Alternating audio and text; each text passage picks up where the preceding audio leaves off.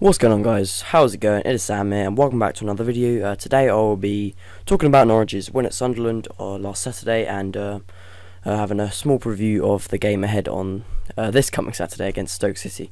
So if you're unaware of what I'm doing, I did say that sometimes instead of just doing a preview, review, I would combine the preview and the review and the preview together of two different games, because I think I just kind of prefer doing it like that. It's sort of a bit better than making two videos, but if you really want to go back to the old ways, then feel free to let me know, but this is the way that I'm most comfortable doing it.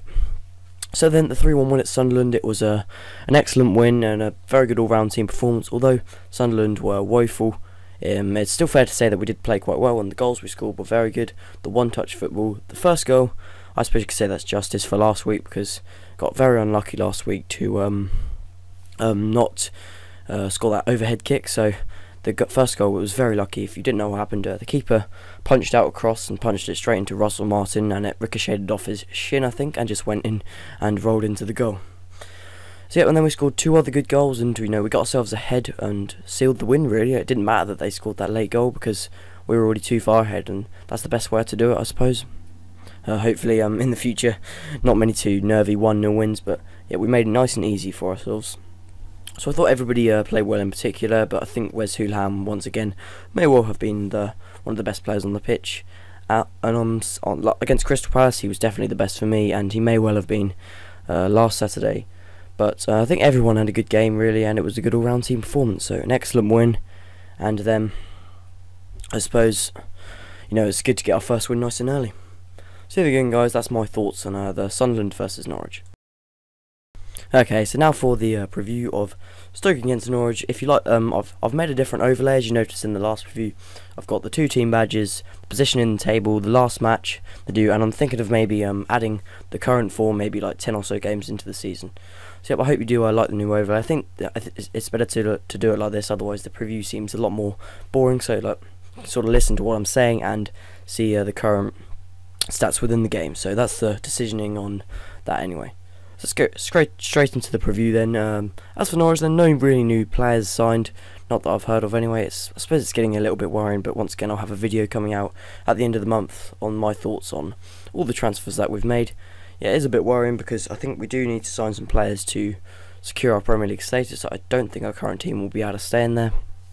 I think we need to maybe sign perhaps a centre midfielder, and definitely a defender, as I think our defence is quite weak at the moment. I'm not sure about attacking, but it would be good to actually just sign someone. I hear about Dwight Gale. I think we might be able to get him. So perhaps I think he would be a very good buy for us. But yeah, anyway, enough of the transfer news. As for team news, no real team news that I've heard of. I think everybody is fit to play as usual. And just a quick note on last week, that Alex Neil, he did something that I think was very good of him. He arrested Bradley Johnson because Bradley Johnson didn't play good enough the week before, which I think shows that if you're not going to play well, then he's going to arrest you, which is the best attitude I think to have as a manager. So then the opponents, Stoke City then. So they've been in the Premier League I think 6 years now, correct me if I'm wrong, and they've always been pretty much just mid-table normal side, particularly.